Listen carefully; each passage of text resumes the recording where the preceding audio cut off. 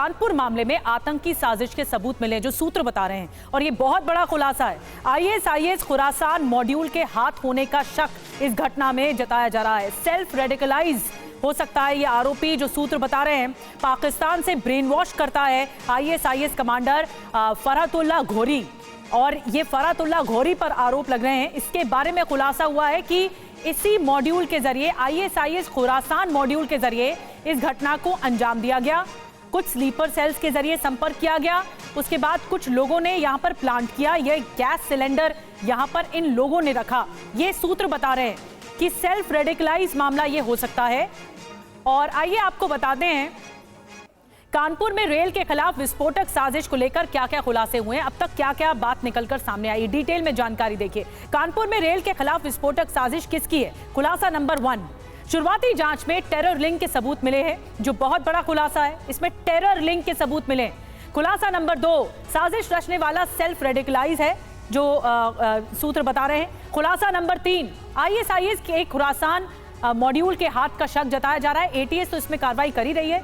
खुलासा number 4, social media के जरिए ब्रेन वॉश का जो मॉडल है वो सामने आया है।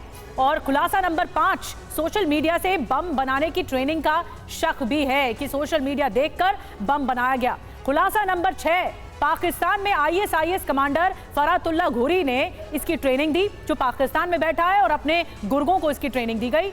खुलासा नंबर 7, फरहतुल्लाह घोरी ने महज एक ऑडियो से रेल साजिश के लिए इन गुर्गों को, इन लोगों को भड़काया जो कि आतंकी साजिश में इन्वॉल्व रहे।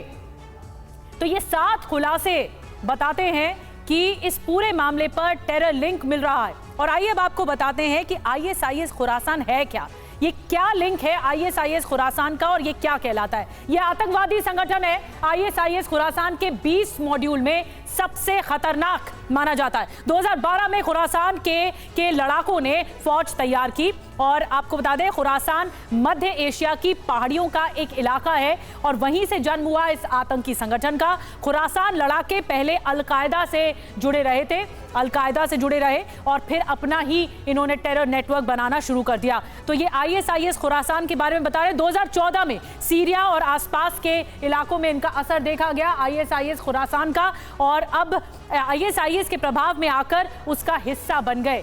ये 2014 से अपने आप को खड़ा करना शुरू किया। बच्चों का ब्रेन वॉश करके हथियार थमा दिए जाते हैं, बच्चों को, युवाओं को, और संगठन की आईएसआईएस के मॉड्यूल के तौर पर इसकी पहचान बन गई। आईएसआईएस के मतलब आईएसआईएस खुरासान, इसके तौर पर इसकी पहचान बन गई। लेकिन 2014 से खड़ा किया और फिर अब उसके भारत में भी तार जुड़ते हुए दिख रहे हैं, और खास करके उत्तर प्रदेश जो कि देश का सबसे बड़ा सूबा है, कानपुर से।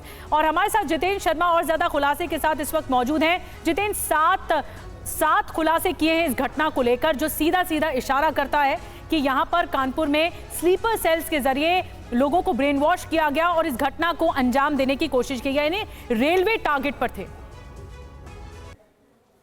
की जो तफ्तीश हुई है वो सीधे तौर पर ये इशारा करती है कहीं ना कहीं इसका कोई आतंकी लिंक जरूर है, क्योंकि जिस तरीके से घटना को या साजिश को अंजाम देने की कोशिश की गई वो अकेले किसी के बूते की बात नहीं है। तो ऐसे में कोशिश है जांच एजेंसियों की ये पता करने की आखिरकार वो कौन सा मॉड्यूल है जो इस तरीके की वारदातों को अंजाम देने की कोशिश कर रहा है। हालांकि हाल ही में जिस तरीके की घटनाओं को देखा गया उसमें कहीं ना कहीं आईएसआईएस खुरासान की तरफ शक गया, और आईएसआईएस के जो कमांडर है फरहतुल्लाह घोरी, वो पहले ही रेल पलटने जैसी रेल के खिलाफ साजिश को पहले से ही आदेश दे चुका है अपनी स्लीपर सेल को। तो कहीं ना कहीं जो जांच एजेंसियां हैं उनका शक सीधे तौर पर आईएसआईएस खुरासान को लेकर है।